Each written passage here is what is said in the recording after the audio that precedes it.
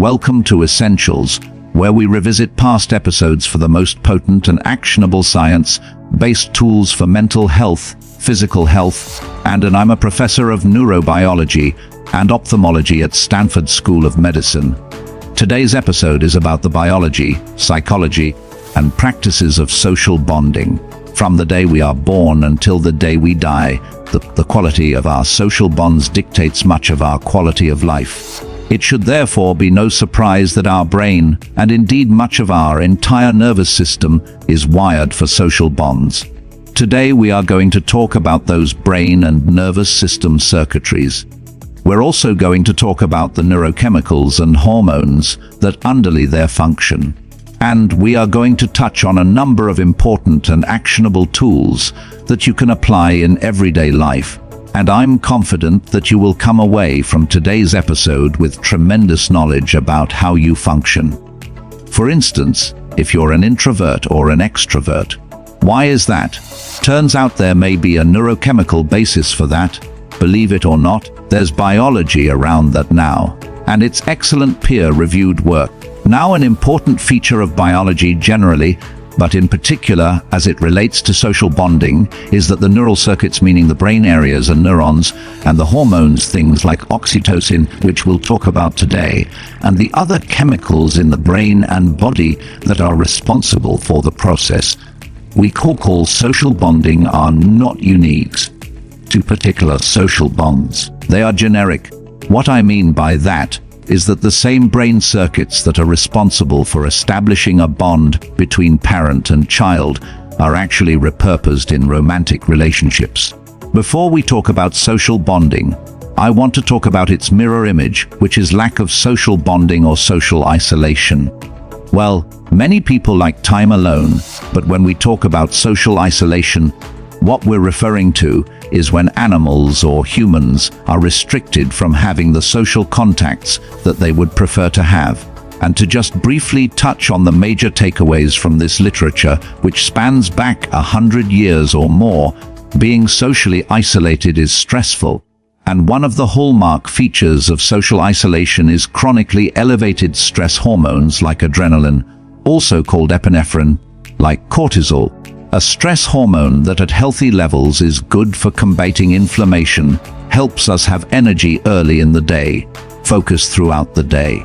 But if cortisol is elevated for too long, which is the consequence of social isolation, the immune system suffers and other chemicals start to be released in the brain and body that are designed to motivate the organism, animal or human, to seek out social bonds. So if you're somebody who's socially isolated and is craving social contact, that is a healthy craving. And as we'll learn next, the healthy craving for social contact has a very specific brain circuit, has a very specific neurochemical signature associated with it, and has some remarkable features that you can leverage in social contacts of all kinds. Much like hunger, much like temperature, much like thirst, we have brain circuits that are devoted to what's called a social homeostasis. Homeostasis is the characteristic of various biological circuits and even individual cells to try and maintain a certain level. It's most easily thought of in the context of hunger. If you don't eat for a while, your drive to pursue food and think about food and make food and spend money on food and indeed to enjoy food goes up. Whereas when you're wealthed, you don't tend to seek out food with as much vigor or as much intensity. So that's a simple way of thinking about homeostasis. Every homeostatic circuit has three components, or at least three. One is a detector, meaning the organism, or the thermostat on your wall, has to have some way of detecting what's going on in the environment. All right? In the context of social bonding, whether or not you are interacting with others, and whether or not those interactions are going well, so that has to be detected. That's the first thing. Then there has to be a control center. That's the second thing. And the control center is the one that makes the adjustments to, in the case of social bonding, to your behavior and to your psychology. Now the third component of this homeostatic circuit is the actor. The actor is actually what drives the behavioral response. It's what leads you to pick up your social media and start scrolling. It's what leads you to text a friend. So again, those three components are a detector, a control center, and an actor. And as you'll soon learn, the neural circuit that controls this social homeostasis actually has a fourth component. And that fourth component is one that places subjective understanding as to why you are doing what you are doing and establishes your place in a hierarchy. When we talk about social hierarchies in the context of human interactions, social hierarchies are very plastic, meaning in one setting, one person can be the leader. In another setting, the other person can be the leader. Hierarchies are very dynamic, and as a consequence, social bonding has to be very plastic and very fluid so that you move from one environment to the next, even with the same people. You have to be able to make those adjustments. And in the case of the social homeostasis circuit, those adjustments are made by a particular brain structure I've talked about on this podcast before. It's called the prefrontal cortex. It is the seat of our higher consciousness, if you will. It's what allows us to place subjective labels on things, so we are not strictly input-output. We are not robotic. The detector that underlies social homeostasis involves mainly two structures. One is called the ACC, the anterior cingulate cortex, and the other is the BLA, basolateral amygdala. And when you hear the word amygdala, you're probably thinking fear. But today, as you'll see, the amygdala actually has many different subcompartments and components. And there's a reason why the basolateral amygdala, which is associated with certain aspects of aversive behaviors, meaning moving away from certain types of things or interactions. There's a reason why the BLA is such an integral part of the detector system. And that's because just as it's important to form healthy social bonds, it's vitally important to try and avoid unhealthy social bonds. So we've got the ACC and the BLA. These are areas that are mainly involved in moving away from things, although also toward them. That's the detector. Then we've got the control center, which is in the hypothalamus. And then there's a very special and important area associated with social bonding that I want everyone to learn, which is the dorsal raphe nucleus, or DRN, dorsal raphe nucleus. The dorsal raphe nucleus is a small collection of neurons in the midbrain, so it's deep in the brain. And most of the time when you hear about raphe, RAPHE, by the way, raphe nucleus, you're talking about serotonin.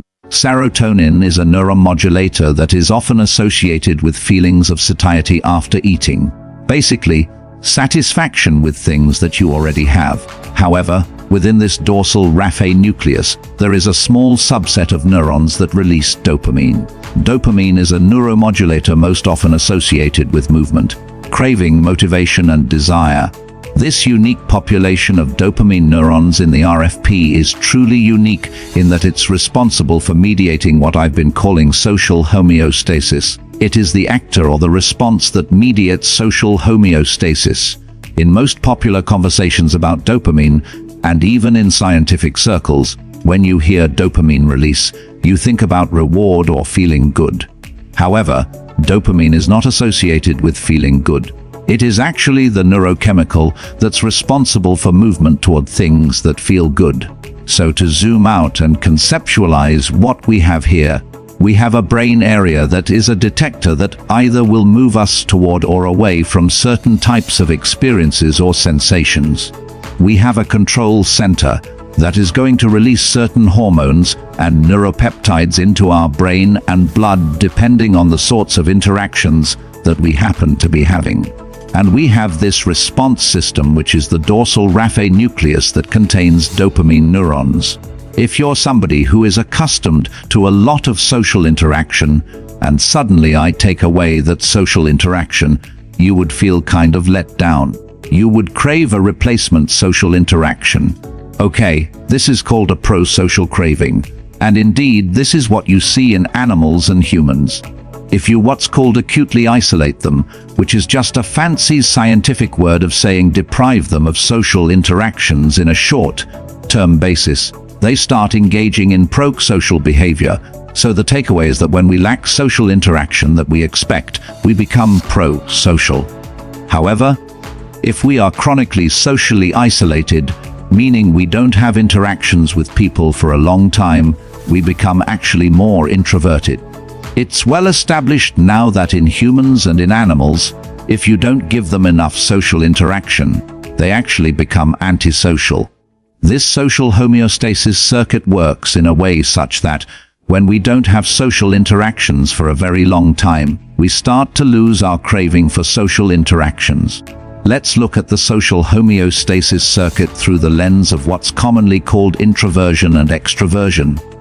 Now, typically when we hear about introverts, we think about the quiet person at the party or the person that doesn't want to go out at all.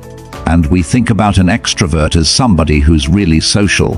The so-called social butterfly who enjoys social interactions is really chatty. It's kind of life of the party type person. But actually, in the psychology literature, that's not really the way it holds up.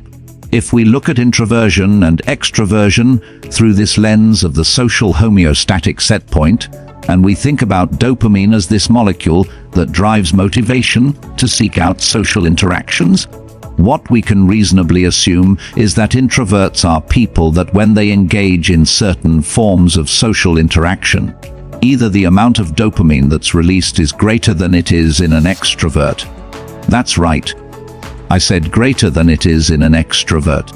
And so they actually feel quite motivated but also satisfied by very brief, or we could say, sort of sparse social interactions.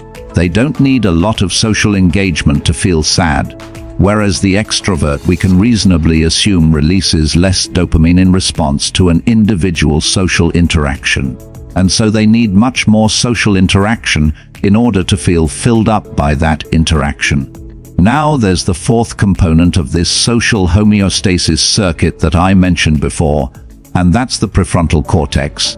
The prefrontal cortex is involved in thinking and planning and action, and has extensive connections with areas of the brain, like the hypothalamus, which is responsible for a lot of motivated drives. It also has connections with the various reward centers of the brain, and it can act as kind of an accelerator, meaning it can encourage more electrical activity of other brain centers, or as a brake on those brain centers. So while there are some predictable elements of these circuits, they are not simply what we would call plug and chug. You have flexibility. You are able to say, you know, I love parties, but I really don't want to go to that party because so and so is there. So now I'd like to drill a little bit deeper into this incredible neural structure that is the dorsal raphe nucleus, and this small collection of neurons, the dopamine neurons of the dorsal raphe. Because while it's a small collection, they are very powerful, and it is this dorsal raphe nucleus and the dopamine neurons in that nucleus that underlie the bond that is social friendship and all types of social bonds. There's a key finding in the literature. The title of this paper is Dorsal Raphe Dopamine Neurons Represent the Experience of Social Isolation. This is a paper from Kai's lab. What they did is they were able to selectively activate the dopamine neurons in the dorsal raphe nucleus. And when they did that, they induced a loneliness-like state. Now, how did they know it was a loneliness-like state? They knew because it motivated the seeking out of social connections. This is the kind of social hunger that I was referring to before. Whereas, when the dopamine neurons of the dorsal raphe are inhibited, meaning their activity is quieted, that suppressed a loneliness state. So, that's a little counterintuitive, right? It's a group of neurons that when activated makes you feel lonely, and when this brain area is not activated, it suppresses loneliness. But if you think about it, that's exactly the kind of circuit that you would want in order to drive social behavior. When you're feeling lonely, dopamine is released and it causes you to go out and seek social interactions. So what we think of as loneliness as this big kind of dark cloud, or fog in our psychological landscape, boils down to a very small set of neurons releasing a specific neurochemical for motivation. So just a couple of key points and actionable takeaways based on the information I've offered up until now. If you think of yourself as an introvert, it's very likely that you get a lot of dopamine from a few or minimal social interactions. Whereas, if you're an extrovert, contrary to what you might think, social interactions are not going to flood your system with dopamine. They actually are going to lead to less dopamine release than it would for an introvert. And therefore, you're going to need a lot more social interactions in order to feel filled up by those interactions. Now, I'd like to shift gears a bit and focus on what are some things that we can do to encourage the formation of healthy bonds. There's a beautiful study that was published in Cell Report, Cellpress Journal, excellent journal. The title of this paper is Conscious Processing of Narrative Stimulus Synchronizes Heart Rate Between Individuals. Now, this study involved a very simple type of experiment. They had people listen to a story.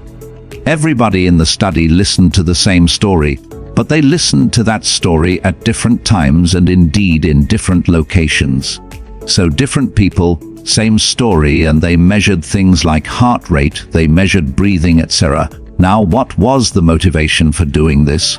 Well, there's a long-standing literature showing that our physiology, things like our heart rate, our breathing, our skin conductance, meaning the amount of sweating, can be synchronized between individuals.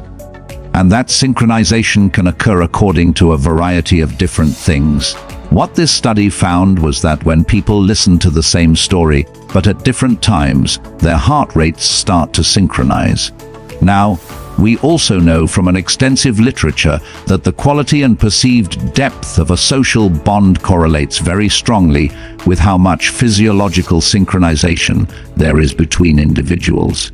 In other words, when your bodies feel the same, you tend to feel more bonded to somebody else. And so this whole thing is a rather circular argument. When you feel closer to somebody else, your physiologies synchronize, and the reverse is true as well. When your physiologies are synchronized, you feel closer to other people. This really points to the fact that the body and the brain are reciprocally connected. Yes, indeed. What we think, what we hear, what we feel drives our physiology, our heartbeat, our respiration, etc. But our heartbeat and respiration also are influencing our state of mind. And in this case, it's encouraging certain types of social bonds when our heart rates are synchronized. How can you leverage this? Well, many people, when they interact with others, expect that the mere interaction with the other person is going to create this sense of bonding. But in many types of social interactions, it's not the direct interaction with that person that makes us feel close to them, but rather it's shared experience, and shared experience is shared physiology. This is actually at the seat of what we come away from a social interaction with as feeling, wow, that was a really wonderful time. Often a really wonderful time can be by virtue of the specific things that were said or the specific things that one engaged in. But more often than not, the final common pathway, we should say, of great experiences was a great physiological experience and a shared physiological experience.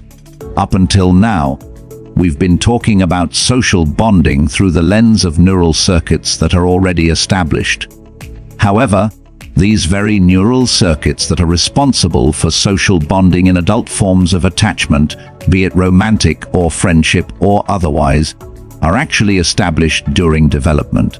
One of the more important, and I think exciting areas of early attachment as it relates to adult attachment comes to us from the work of Alan Shore. Alan Shore, spelled A-L-O-N-N Shore, S-C-H-O-R-E, is a psychoanalyst who also has deep understanding of neurobiology of attachment both in childhood and in adulthood, and he's focused a lot on differences between right brain and left brain forms of attachment. Now, in an early episode of the Huberman Lab podcast, I touched into the fact that most of what's discussed in the general public in sort of pop psychology, and even in some neurobiology courses about right brain versus left brain, and one side of the brain being more emotional and the other side being more rational, is completely wrong. However, the work of Alan Shore points to some very concrete neural circuits that do have a lateralization bias, meaning they are more right brain than left brain or more left brain than right brain, that underlies certain forms of attachment between child and parent, in particular child and mother. and that these right brainisms, if you will, and left brainisms for attachment get played out again and again in our forms of attachment as adults. So, within the field of psychoanalysis, there's been a long-standing discussion, of course, about the so-called unconscious or subconscious, the things that we are not aware of. And I think there's growing evidence pointing to the fact that at least one major component of the subconscious or the unconscious is the so-called autonomic nervous system. The autonomic nervous system is the portion of our nervous system that controls our reflexive breathing, our heart rate, our skin conductance, meaning our sweating, pupil size. It's the aspect of our nervous system that makes us more alert or more calm. It's the so-called sympathetic, meaning for alertness, or parasympathetic branch of the autonomic nervous system. Parasympathetic for more calming responses. Now, Shaw's work, and the work of others is now showing, is that early infant parent, in particular infant mother attachment, involves a coordination or synchronization of these right brain circuits and these left brain circuits as they relate to the autonomic nervous system. How does this play out? Well, it plays out where early on as an infant, when you're born, you're truly helpless. You can't feed yourself. You can't warm yourself. You can't change yourself. And you certainly can't ambulate, walk anywhere to get the things that you need. All of those functions, all of those needs rather, are met by your primary caretaker. Typically, that's the mother. I realize there are exceptions, but that's the general rule.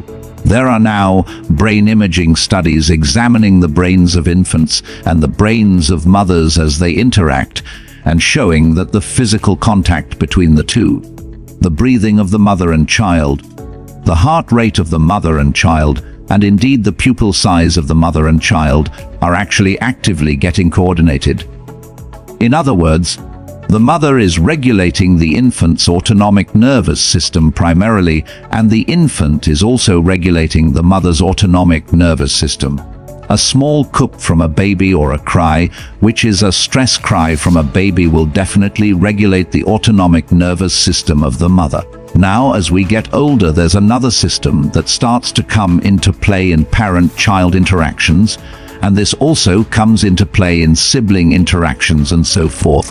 And that's the left brain system, as described by Alan Shaw. Now again, this isn't about emotion versus rationality. This is about autonomic versus more conscious forms of bonding. So on the left brain side of things, there is a processing more of narratives that are very concrete, logical narratives. Okay, and again, I have to zoom out and just really tamp down the idea that it's not that one side of the brain is emotional and the other side is rational, but rather there's a bit of a dominance for the left brain circuitry to be involved in the kinds of bonding that are associated with prediction and reward. The idea is that there are two parallel circuits that are important for establishing bonds, and that this is set up very early on in childhood, and that it's neither emotional nor rational but both. What's becoming clear from the neurobiological imaging studies is that as people start to advance into adolescence and adulthood and well into their elderly years, the same circuits that were active and established in childhood are repurposed for other forms of attachment, and that to have truly complete bonds with other individuals, but in particular with romantic partners, it's important that there be both synchronization of physiology and synchronization of these more, I guess we could call them more rational or predictive type circuits. So we can leverage this information in the clinical psychology and in the neurobiological literature. Now it's understood that there is both emotional empathy, like actually feeling what somebody is feeling, and what is now called cognitive empathy. Cognitive empathy is this idea that we both see and experience something the same way at a mental level. Emotional empathy is this idea that yes, I can feel what you feel at a visceral, somatic, or autonomic level. And it's absolutely clear that strong social bonds between children and caretaker involve both emotional empathy, this autonomic function, and cognitive empathy. that there's a mutual understanding of how the other person feels and how the other person, in order to be able to make predictions about what they're going to do.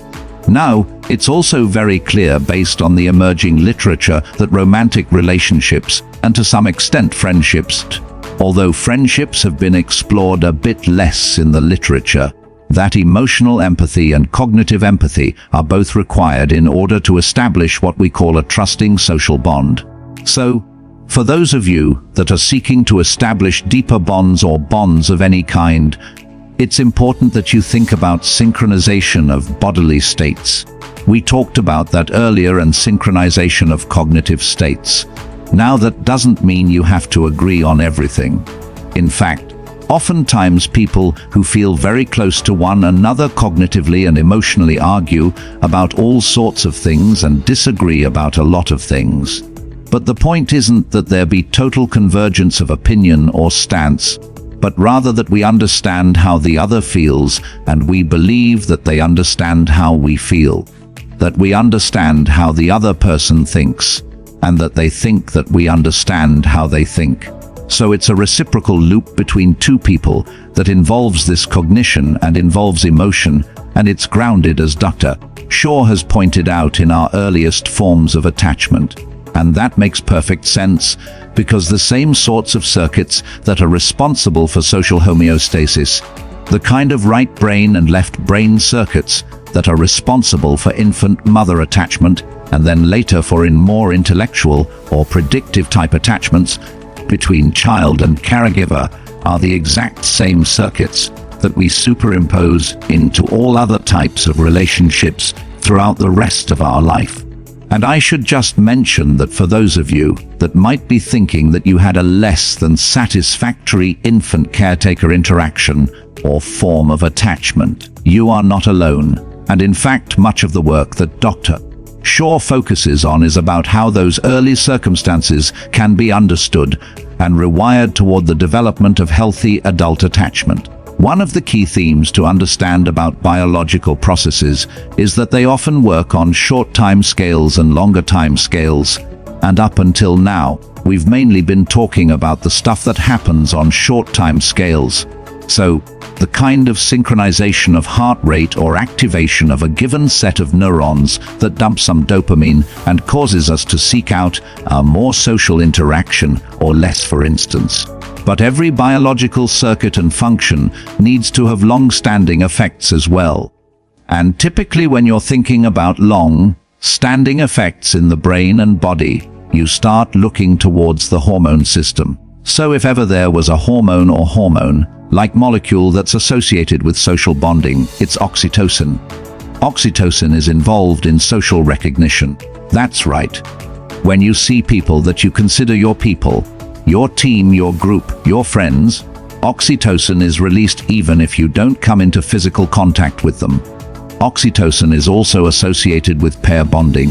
The feeling that they are your person and that you are their person is the common language people use. It's also associated with honesty.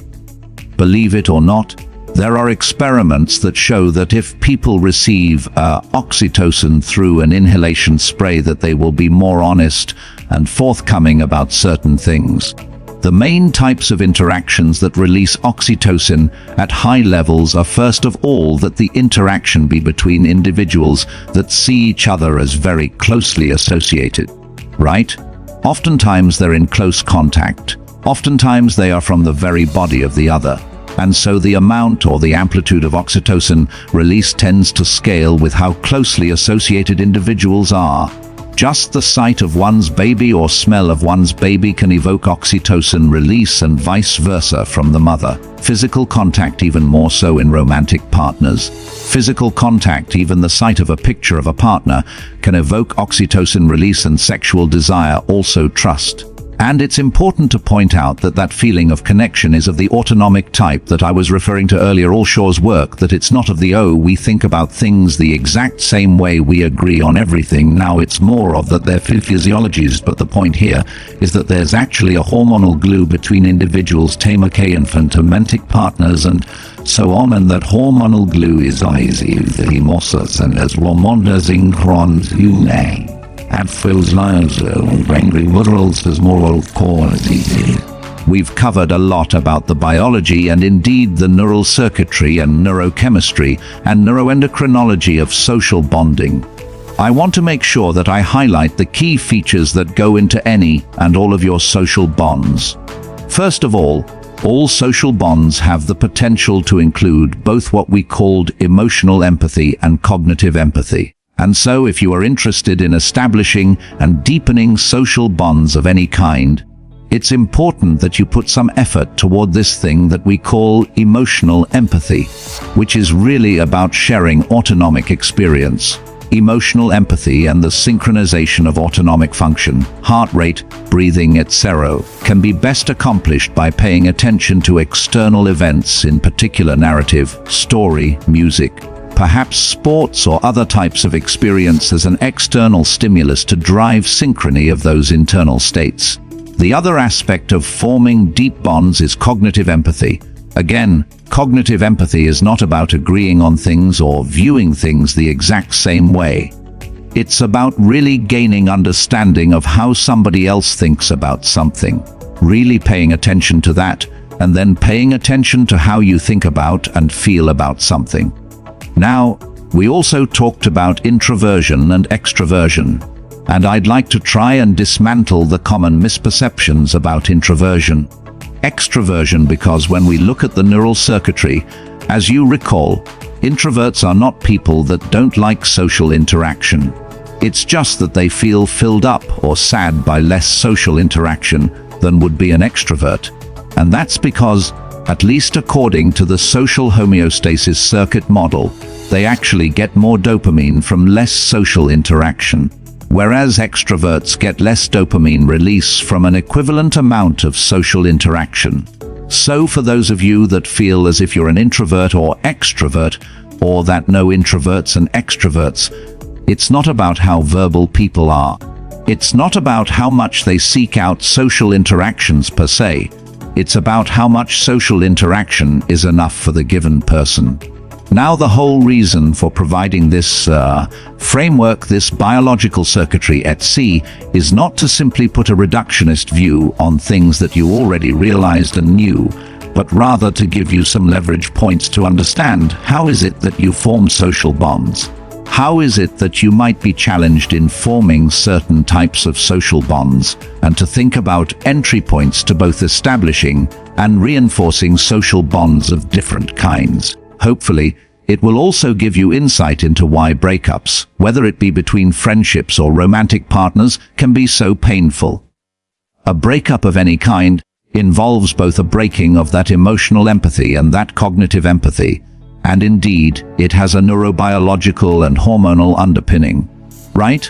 If one of our major sources of oxytocin or one of our major sources of dopamine suddenly is not around, that is incredibly devastating to a nervous system. And to borrow from the great psychologist and neurobiologist Lisa Feldman Barrett, who says, we are not just individuals, we are nervous systems influencing other nervous systems, and their nervous systems are influencing us.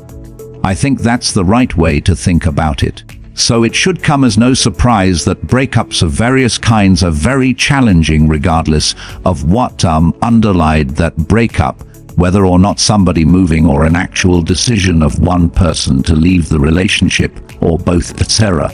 Social bonds are vitally important to us as a species, whether or not they are at a distance over social media, whether or not they are in close proximity, actual physical contact. Today, what I've really tried to illustrate is that there are a common set of biological, neurochemical and hormonal underpinnings to what we call social bonding. And so, while it is complex and it is subjective, it involves the hierarchies, it involves our previous upbringing, it involves our goals, etc. It is not infinitely complex, and in that sense it is tractable. Hopefully, I've offered you some levers or some entry points under which you can both understand and move towards social bonds that would be more satisfying and more gratifying for you. That's certainly one of the goals. The other one is that hopefully if you're a clinician or simply the friend that people go to or the family member that people go to when various challenges and social bonds, that you can start to perhaps pass along some of the information as a way of people understanding what they're going through as they are, but also as they are forming attachments, and as they are falling in love as a forming her. That's my hope, and especially as you head into the holidays and end of year, I would hope that you would take this knowledge and apply it in any of the ways that you feel are meaningful and adapted for you.